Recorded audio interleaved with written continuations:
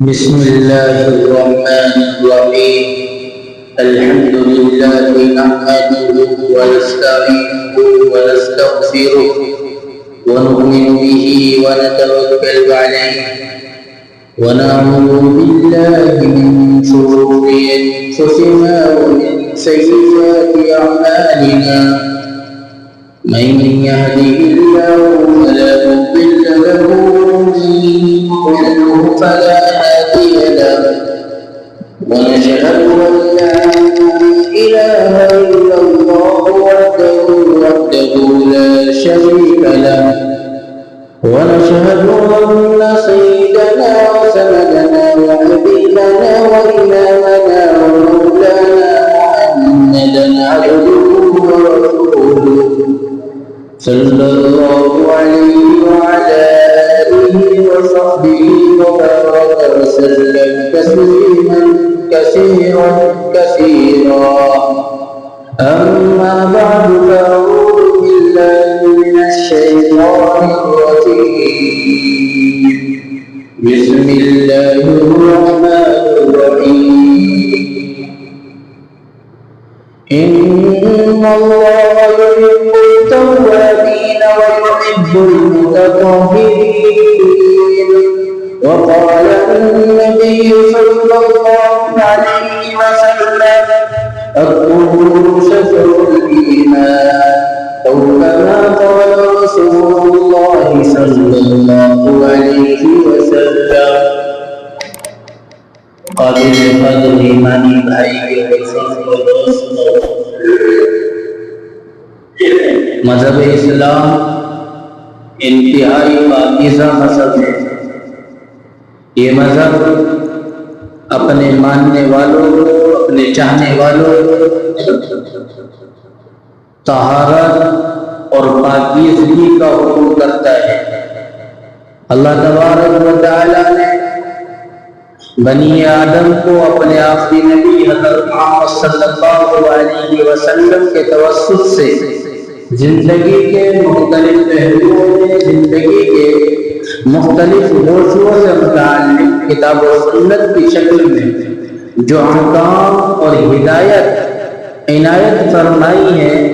اگر حقیقی معنی میں ان پر عمل کر لیا جائے تو ہر فرد کا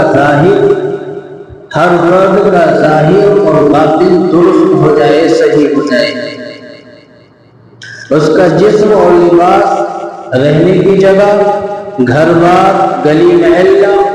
ماحول، حتیٰ کہ پورا معاشرہ سب کا سب پاکیزگی کے مظہر بن جائیں گے. طہارت والوں یعنی پاک صاف رہنے والوں کو اللہ تبارک و تعالی پسند فرماتے ہیں. اور اللہ تبارک و تعالی نے قرآن مقدس کے اندر فرمایا: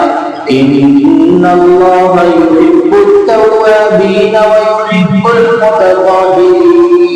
اللہ کس کو پسند فرماتے ہیں؟ توبہ کرنے والوں کو اور پاک رہنے والوں کو پسند فرماتے ہیں.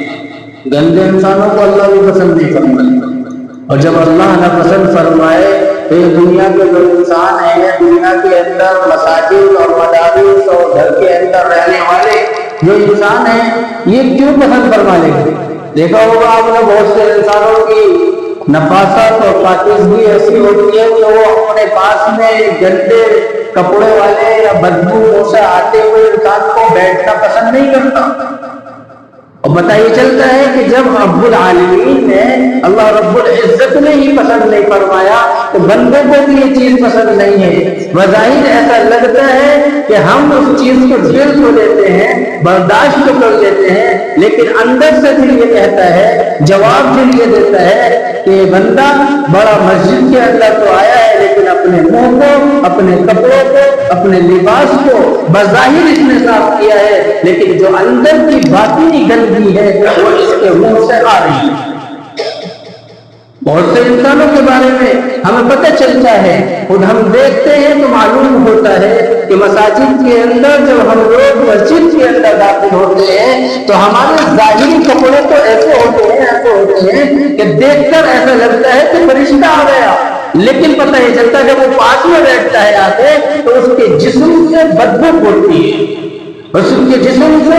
گندگی کی آواز آتی ہے، ہمارے ذہن کو دماغ کو برداشت نہیں ہوتی۔ جب اللہ کے نبی کو پسند نہیں ہے، خود اللہ رب العزت کو پسند نہیں ہے، تو ایک مسجد کے اندر کوئی انسان آئے اور آنے کے بعد میں وہ اپنے جسم پر تو ظاہر میں وہ لباس اچھا پہن کر آئے، کلف کے کپڑے لگا کر آئے اور اوپر سے عطر بھی چھڑک کر آ جائے، لیکن بہت سے بندوں کو دیکھا گیا ہے اور سنا گیا ہے کہ ان بندوں کے اندر سے وہ بدبو پھوٹتی، بدبو نہیں جاتی۔ آپ کتنے لیٹر کی شیشے روک لیجیے اپنے اوپر پہ، کیونکہ جب اندر کی باطنی بدبو ہماری ختم نہیں ہوتی ہے، جسم کے اندر کی جو معدے کی گرمی ہے، جو معدے کی تراوٹ یعنی گندگی ہے، اس کو جب ہم اپنے آپ نہیں صاف کرتے ہیں تو پتہ ہی چلتا ہے کہ ہمارے اوپر سے تو ہم صاف ہو جاتے ہیں لیکن اندر سے وہ بدبو ختم نہیں ہوتی۔ اللہ کے نبی علیہ السلام نے احادیث کے اندر ارشاد فرمایا کہ خود اللہ تبارک و تعالیٰ کہتے ہیں ان اللہ یحب التوابین ویحب المتطہرین، کہ اللہ تبارک و تعالیٰ توبہ کرنے والوں کو اور پاک اور صاف رہنے والوں کو پسند فرماتے ہیں۔ زیادہ دور نہ جائیے گا، اللہ کے نبی علیہ السلام کے زمانے سے آنے سے پہلے میرے بھائیوں بزرگ دوستوں، اس عوام کو، ان انسانوں کو، دنیا کے اندر رہنے والوں کو یہ تک تمیز نہیں تھی کہ پاکی کیا ہوتی ہے، صفائی کیا ہوتی ہے، ستھرائی کیا ہوتی ہے، لیکن نبی علیہ السلام جب اس دنیا کے اندر آ گئے تو میرے بھائیوں مذہب اسلام کو الگ ہی نمایاں کر کے دکھایا اور بتا دیا کہ مذہب اسلام پاک اور صاف رہنے کو پسند فرماتا ہے۔ اللہ کے نبی علیہ السلام پر پہلی وحی نازل ہوئی ہے اور پہلی وحی نازل ہونے کے بعد میں دوسری وحی کا جیسے ہی وقت آتا ہے دوسری وحی نازل ہوتی ہے۔ اللہ تبارک و تعالیٰ قرآن مقدس کے اندر بیان فرماتے ہیں یا ایھا المدثر قم فانذر وربک فکبر وثیابک فطہر۔ کیا کہا اللہ تبارک و تعالیٰ نے؟ وَثِيَابَكَ فَطَهِّرْ، اپنے کپڑوں کو پاک اور صاف رکھیے، اپنے جسم کو پاک رکھیے۔ جب تک جسم پاک ہوگا، جسم صاف ہوگا تو پتہ ہی چلتا ہے وہ اللہ کو بھی پسند ہوگا، وہ نبی کو بھی پسند ہوگا، وہ بندوں کو بھی پسند ہوگا، وہ انسانیت کو بھی پسند ہوگا۔ لیکن آج ہم جب دیکھتے ہیں تو معلوم ہوتا ہے کتنا ہی کہہ لو، کتنا ہی سمجھ لو کہ اللہ کے نبی علیہ السلام نے احادیث کے اندر کتنی چیزیں بیان فرمائی، لیکن ان چیزوں کو اگر دیکھا جائے، اگر پرکھا جائے تو پتہ چلتا ہے ایک وہ دور تھا جب نبی علیہ السلام اس دنیا کے اندر نہیں آئے تھے تو میرے بھائیوں بزرگوں دوستوں کیا حالت تھی، کیا وقت تھا، کیا طریقہ تھا ان لوگوں کا زندگی گزارنے کا۔ لکھا ہے علماء نے اسلام کا آفتاب طلوع ہونے سے پہلے پوری دنیا تاریکی میں ڈوبی ہوئی تھی، گندگی کے اندر سانس لے رہی تھی، گندگیوں کے اندر جی رہی تھی، لیکن میرے بھائیوں جب اللہ کے نبی علیہ السلام اس دھرتی پر آسمان کے نیچے زمین کے اوپر آ گئے تو انسانیت کو پوری کو پیغام دیا اور بتا دیا کہ آپ کو پاک اور صاف رہنا ہے۔ آپ دیکھ لیجئے گا جتنے بھی مذاہب ہیں مذہب اسلام کے علاوہ تمام مذاہب کو اٹھا کر دیکھ لیجئے گا، ان کی تاریخ کو پڑھ لیجئے گا، آپ کو معلوم ہوگا سوائے مذہب اسلام کے علاوہ کوئی مذہب بھی ایسا نہیں ہے جو پاکی کو پسند کرتا ہے، صفائی کو پسند کرتا ہے، نظافت کو پسند کرتا ہے۔ صرف مذہب اسلام ایک مذہب ہے۔ بہت سے مذہب والوں کے بارے میں لکھا ہے کہ وہ جسم کے وہ بال جو دکھانے کے لیے انسان نہیں چاہتا ہے لیکن ان بالوں کو کاٹنے کی نوبت نہیں آتی تھی، پوری زندگی گزار دی۔ ایک ابراہیم کے بارے میں یہاں تک لکھا کہ اس نے اپنا 50 سال تک چہرہ اور پیر بھی نہیں دھوئے، کبھی چہرے کو کبھی پیروں کو پانی سے تر نہیں کیا۔ معلوم یہ ہوتا ہے کہ یہ لوگ گندگیوں میں جینے والے تھے۔ ان لوگوں کو جب اللہ کے نبی علیہ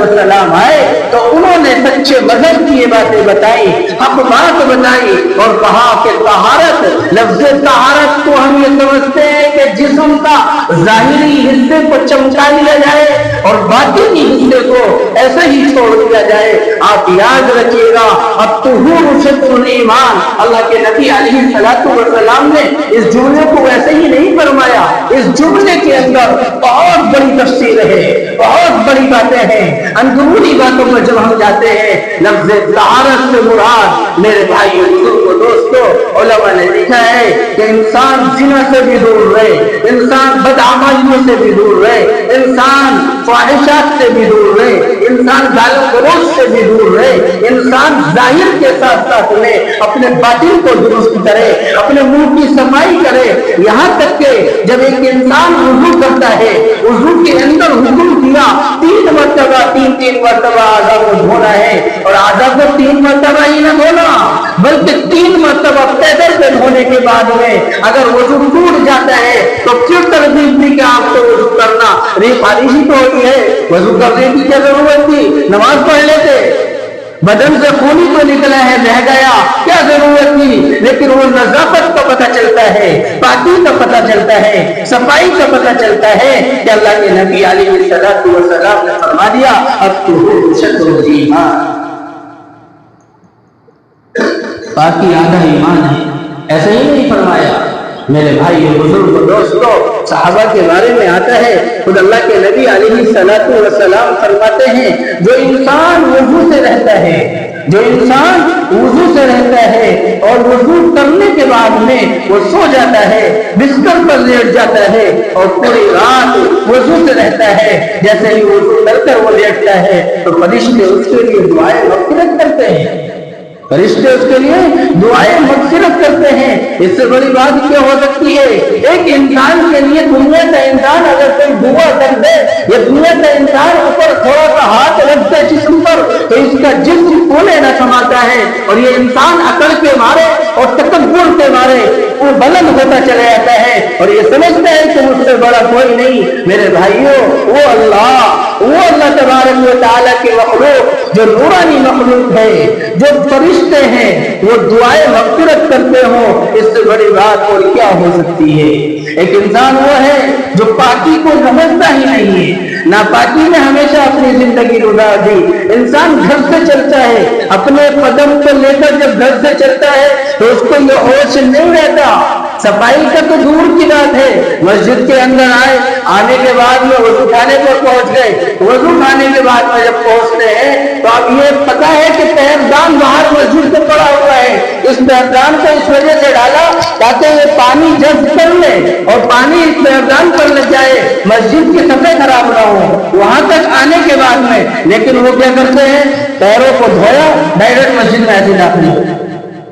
صفائی نہیں۔ اپنے چپلوں کو پہن کر آئے، اگر کوئی گھر سے بھی وضو بنا کر آتا ہے تو بہت سے بندوں کو دیکھا گیا ہے کہ ان کے چپلوں کے اندر اتنا میل اور کچیل ہوتا ہے، وہ سارا یہی صفوں سے صاف کرتے ہیں، وہ سارا صفوں سے صاف ہوتا ہے، اور یہ پتہ چلتا ہے جب وائٹ ٹکڑا بچھایا جاتا ہے۔ رنگین کپڑے پہ تو ایک دم سے داغ دھبوں کو پتہ نہیں چلتا، لیکن وائٹ پہ اگر تھوڑا سا ہی داغ دھبا لگ جاتا ہے تو فوراً بتا دیتا ہے کہ بھئی یہاں کسی نے اپنا قدم رکھا ہے لیکن دھو کر نہیں آیا، اور دھو کے آیا تو چپل اس کے صاف نہیں تھے، چپل کی جو کیچڑ تھی گھر سے وضو کر کے چلا، چپلوں کو دھونے کی توفیق نہیں ہوئی، پیروں کو سکھانے کی توفیق نہیں ہوئی، بس ایسے ہی مسجد میں آ کے داخل ہوئے۔ میرے بھائیو بزرگوں دوستو، اللہ کے نبی علیہ السلام پاکی کو بیان فرماتے ہیں، لیکن پاکی کو بیان فرمانے کے باوجود ہم یہ نہیں سوچتے، ہم یہ غور نہیں کرتے کہ جب انسان پاک رہتا ہے، صاف رہتا ہے تو انسان کے دل کو سرور ملتا ہے، انسان کو اطمینان ہوتا ہے، انسان کو ایک خوشی ہوتی ہے۔ جب انسان اندر سے گندا ہے، بظاہر اوپر سے لباس پہن لیتا ہے تو اس کے دل کو اطمینان نہیں ہوتا، اس کے دل کو سکون نہیں ہوتا۔ مذہب اسلام سے یہاں تک کہتا ہے کہ آپ ہر ہفتے کے اندر اپنے ناخنوں کو کاٹیں، اپنے زیر ناک کے بال کو صاف کریں، اپنے بغلوں کے بال کو صاف کریں، لیکن ہمارا کیا حال ہے کہ ہمیں مہینوں گزر جاتے ہیں کہ حدیث کے اندر لکھا ہے، کتابوں کے اندر لکھا ہے کہ کم سے کم 40 دن کے اندر زیر ناف کے بال صاف کرنے ہیں جی۔ اور ایک وہ مذہب ہے عیسائیوں کا مذہب، ان کے یہاں زیر ناف کے بال کاٹنا، بغلوں کے بال کاٹنا ان کے یہاں جرم سمجھا جاتا ہے۔ کتابوں کے اندر لکھا کہ ان کے یہاں تو یہاں تک لکھا ہے کہ مذہب عیسائیت سے وہ نکل جاتا ہے جو آدمی اپنے زیر ناف اور بغلوں کے بال کو صاف کرتا ہے۔ میرے بھائی جب ہم پڑھیں گے تب پتہ چلے گا، کتابوں کے اندر جب دیکھیں گے تب پتہ چلے گا۔ یہ تو ہمیں میرے بھائی جو باتیں بتائی جاتی ہیں، موٹی موٹی باتیں آتی ہیں، 25 منٹ اور 20 منٹ میں کیا بات بیان ہوگی۔ اللہ کے نبی علیہ السلام نے جو حدیث کے اندر فرمایا ہے وہ سچ اور حق ہوتا ہے، اس پر عمل کرنا ہوگا۔ مذہب اسلام کے اندر میرے بھائیوں بزرگ دوستوں، اللہ کے نبی علیہ السلام کے صحابہ ہیں، صحابہ کے سامنے کچھ یہودیوں نے عیسائیوں نے سوال کیا اور کہنے لگے کہ آپ کا نبی تو وہ ہے اتنی گندی چیزوں کو صاف کرنے کا حکم کرتا ہے، پیشاب کو صاف کرنے کا، دھونے کا حکم کرتا ہے پیشاب گاہ کو، آپ کے یہاں تو یہ ہوتا ہے۔ مذہب اسلام کے یہ ماننے والے صحابہ حضرت سلمان فارسی رضی اللہ عنہ نے جواب دیا، ہاں میرا نبی وہ نبی ہے جو تمام انسانیت کے اندر آیا اور تمام انسانیت کے لیے رحمت للعالمین بن کر آیا، لیکن مذہب اسلام وہ مذہب ہے جو پاکی کا حکم دیتا ہے، صفائی کا حکم دیتا ہے۔ مذہب اسلام تو آپ رات کو لیٹ گئے، رات کو سو گئے اور سونے کے بعد میں آپ کو پتہ ہی نہیں ہے کہ ہمارے ہاتھ نے رات کہاں گزاری ہے۔ ہو سکتا ہے شرمگاہ سے کچھ نکلا ہو، اس کو ہاتھ لگ گئے ہو، آپ کے ہاتھ ناپاک ہیں۔ اب حکم مذہب اسلام نے یہ دیا جب صبح کو اٹھنا ہے، جب نیند سے بیدار ہونا ہے تو آپ کو برتن میں پانی کے ہاتھ ڈالنے سے پہلے اپنے ہاتھوں کو دھونا ہوگا۔ جب تک ہاتھ نہیں ڈالیں گے، جب تک اپنے ہاتھوں کی صفائی نہ ہوگی، آپ کو کیا اطمینان ہے؟ ہم نے یہاں دیکھا کہ ایک انسان وہ ہے جو مذہب اسلام کو مانتا ہے، مذہب اسلام کا دعوے کرتا ہے، امت محمدیہ کا چاہنے والا ہے، امت محمدیہ کے دعوے کرتا ہے، عشق مانتا ہے، اپنے آپ کو عاشق رسول کہتا ہے، لیکن جب اس سے کہی جاتی ہے دین کی بات تو کہتا ہے کہ ہو رہا جی یہ بھی ہو جائے گا، جائز ہے، مستحب ہے۔ میرے بھائی بزرگ دوستوں، چھوٹی چھوٹی باتوں پر جب ہم عمل کریں گے شریعت کی تو یاد رکھیے گا زندگی کے اندر سکون آئے گا، زندگی کے اندر اطمینان آئے گا۔ اور مذہب اسلام میں میرے بھائیوں ایک انسان وہ ہے جو وضو کر کر آتا ہے، نماز کے لیے بھی اللہ تبارک و تعالی نے، آپ سوچیے تو صحیح کہ 7 شرائطیں رکھی ہیں، جب تک وہ شرطیں نہیں پائی جاتی ہیں ان میں سے اگر ایک بھی ثابت ہو گئی تو آپ کا بدن پاک نہیں، تو میرے بھائیوں آپ کی نماز نہیں، جسم پاک نہیں، نماز نہیں، کپڑا پاک نہیں، نماز نہیں، جگہ پاک نہیں، نماز نہیں۔ اوپر سے کتنے بھی آپ اچھے سے اچھا لباس پہن لیں لیکن آپ کا جسم ناپاک ہے، اس پر غلاظت لگی ہوئی ہے، اس پر نجاست لگی ہوئی ہے، تو یاد رکھیے گا آپ کی نماز بھی قبول نہ ہوگی۔ نجاست کو صاف کرنا ہوگا، نجاست کو پاک کرنا ہوگا، اس کے بعد میں کہیں ہم مسجد کے اندر آتے ہیں۔ جب مذہب اسلام نے ان چھوٹی چھوٹی سی باتوں کو بتایا ہے تو پھر ہم خود کیوں عمل نہیں کرتے، خود کیوں نہیں سوچتے کہ آخر ہمیں یہ کام کرتے آنا چاہیے۔ اگر کسی چیز کا پتہ نہیں ہے، وضو کے اندر کتنے فرائض ہیں، وضو میں اگر ہمارے جسم پر نجاست لگ جاتی ہے تو اس کا زائل کرنے کا کیا طریقہ ہے، اس کو کیسے دھوئیں۔ میرے بھائیوں بزرگوں دوستوں، یہ چھوٹے چھوٹے مسائل ہیں، اگر ایک عام انسان سے ان مسائل کو سنا جائے جو روز مرہ کے اندر نماز میں پیش آنے والے مسائل ہیں تو ایک بھی بندہ ایسا نہیں نکلے گا، اکا دکا نکل جائے وہ الگ بات ہے کہ وہ پورے مسائل بتا۔ پتہ ہی چلتا ہے جب ہم اپنی زندگی کے اندر ان مسائل کو اور اس پاکی اور صفائی کو اختیار کریں گے تب یہ ہمارے اندر داخل ہوں گے، اور جب ہم عمل ہی نہیں کریں گے تو یہ ہمارے اندر سے نکلیں گے تو نکلیں گے بلکہ دور ہوتے چلے جائیں گے اور یہاں تک دور ہو جائیں گے نہ پتا کہ وضو کیسے کرنا ہے، وضو کے اندر کتنے فرائض ہیں۔ ایک ساتھ بیان کر رہے تھے، علماء کی مجلس تھی، علماء کے مجمع میں ایک عالم صاحب وضو کا بیان کر رہے تھے اور پوچھنے لگے کہ بھئی غسل کے اندر کتنے فرض ہیں، غسل کے اندر کتنے فرض ہیں۔ کہنے لگے ہلکی ہلکی لیے 2-3 آدمی بیٹھے ہوئے تھے، 3 ہے 3، ایک کہا 3 نہ ہے 11 کہتے 11، ہلکے سے اپنے آواز میں عالم صاحب یہ بیان کر رہے ہیں، وہ کہا 3 کو نہ مانیں گے نہ 11 کو مانیں گے۔ دور سے اتنا آواز دی کہ 30 ہے 30۔ غسل کے اندر کتنے فرائض ہیں؟ 30 ہے۔ تو میرے بھائیو حال یہی ہوگا کہ جب ہم خود عمل نہیں کریں گے اور جاننے والوں سے نہیں پوچھیں گے کہ غسل کے اندر کتنے فرائض ہیں، وضو کے اندر کتنے فرائض ہیں۔ فرائض رکھے کیوں گئے ہیں؟ فرائض رکھے کیوں گئے ہیں؟ فرائض اس وجہ سے رکھے گئے ہیں، کبھی کبھی ایسا بھی ہوتا ہے کہ پانی کی بہت زیادہ قلت ہوتی ہے، پانی کی بہت زیادہ قلت ہوتی ہے، تو اب انسان کو چاہیے ایک فوارہ لے لے یا 1 لیٹر آدھا لیٹر پانی لے لے، اور لینے کے بعد میں اپنے ان اعضاء کو دھو لے، ان اعضاء کو جو فرض ہیں، ہاتھوں کا دھونا، چہرے کا دھونا، پیروں کا دھونا، مسح کرنا یہ فرض ہے، اور باقی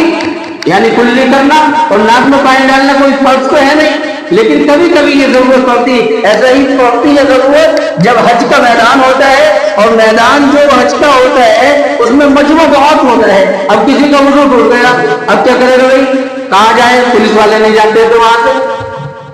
اب دور ہے بیت الخلا، دور ہے وضو خانہ، اب اس کو استنجا لگ رہا ہے، وضو ٹوٹ گیا، وضو کرنے کے لیے بیٹھے ہیں اندر، اب کیا کرے؟ ایک بوتل میں پانی رکھ لے یا ایک فوارہ رکھ لے چھوٹا سا، اس سے چھڑکنے کے بعد میں اپنے اعضائے وضو جو فرض ہیں ان کو دھو لے، وضو ہو جائے گا۔ ایسی جگہ پر ان چیزوں کی ضرورت پڑتی ہے۔